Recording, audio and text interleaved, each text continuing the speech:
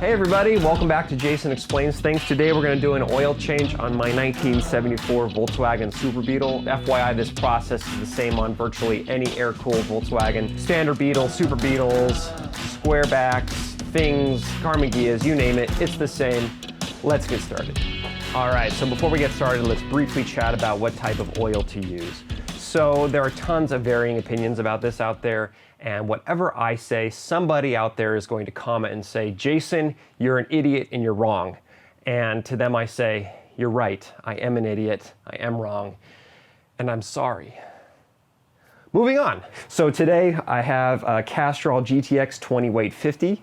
Conventional motor oil. This is what I like to use in the summer months based on my personal experience and research. And then I also use 10W30 oil in probably, the colder months in the fall and winter. Other stuff you're gonna need for oil change, very basic. You're gonna need an oil change gasket kit. You can get these on the internet. You can get them at Volkswagen specialty stores. Really, really cheap. And then you're gonna need a 10mm socket with a 1/4" ratchet. I recommend a 1/4" ratchet, not a 3/8 or definitely not a 1/2 inch. We'll get into that a little later. Other basic stuff, floor jack, jack stands, and oil drain pan. All right, next step, start your car up, let it run for about 5 minutes so the oil is nice and warm, and then we're done. Or then we get started, not done.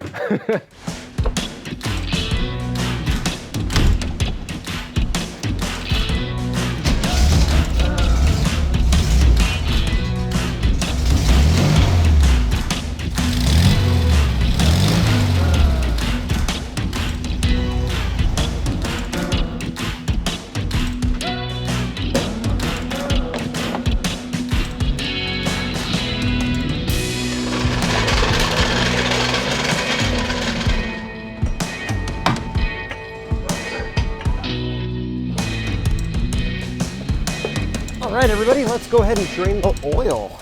So if you look right here, this is your strainer plate. It has studs coming from the engine block and then these small 10mm size nuts going around. So what you want to do is you want to take your 10mm socket and 1/4" wrench and remove these in a star pattern.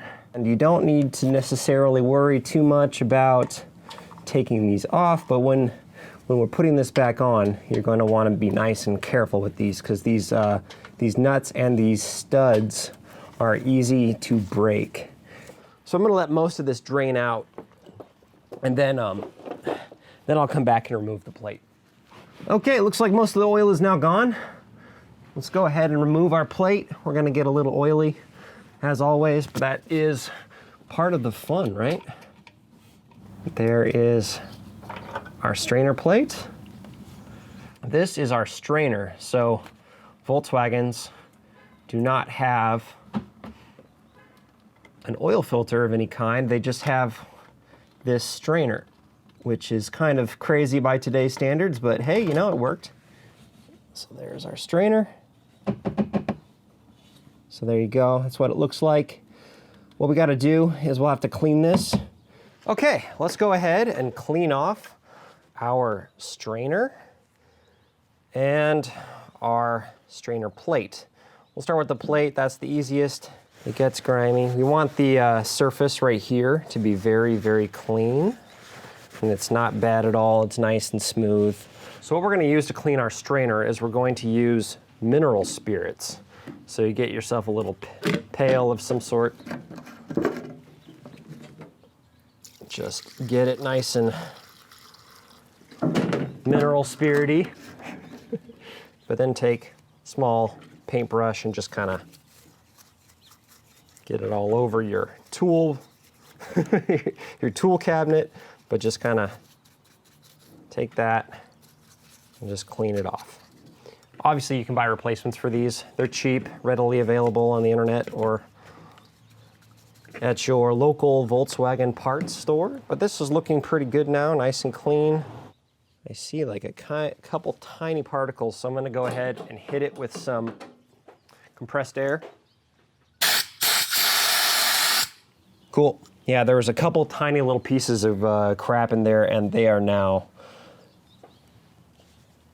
gone.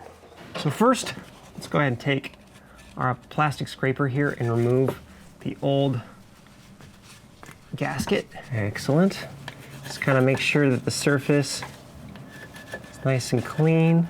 Of course, it's very important not to get anything up into the engine block, so I'm being very careful to clean along here and not get even remotely a chance of getting any debris or anything up in there. So first thing I'm going to do is just take the new gasket and carefully we take our clean strainer or our new strainer if you were to get a new one and push it up into place. This one is obviously been used before, so it's nice. Sometimes these can arrive, especially when they're new, kind of warped and you have to kind of bend them. Then we take our next gasket. So I'm going to take 2 washers and 2 of the original nuts and get this guy up in place, and then I'll tighten it down. While you're down here, you can admire how beautiful your engine looks from below. There we go. So again, for this round, I am just getting these just hand tightened. Okay, with our strainer plate in place, just take a 1/4 inch ratchet, 10mm socket, and tighten it in a star pattern. And it's very important not to over tighten, because those little nuts and the studs, especially the studs, if those break, you're gonna have to remove your engine to put a new stud in and tap a new one in. It's not easy. Not easy. Luckily, I've never had to do that. Okay, so the engine calls for 2.6 quarts of oil. So we're gonna go ahead and add 2 quarts for starters. And then probably, I'll do like 2.2, 2.3 quarts. Then to get the kind of the final level, oil level, we'll lower the car back down on the ground, make sure we'll check for leaks. You don't want to pour a bottle like that. You want to do from the side. It's a nice tip I have learned. Nice. This is actually this oil filler neck is kind of an aftermarket accessory, and I really like it because it makes it incredibly easy to fill with oil.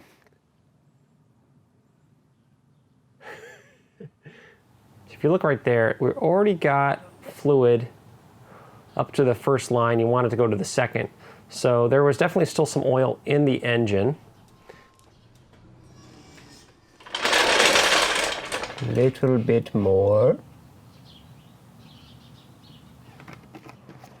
Okay. Little ways closer.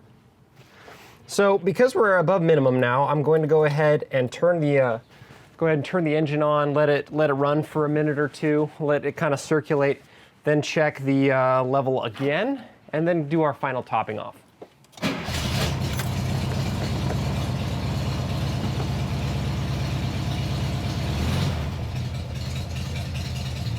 All right.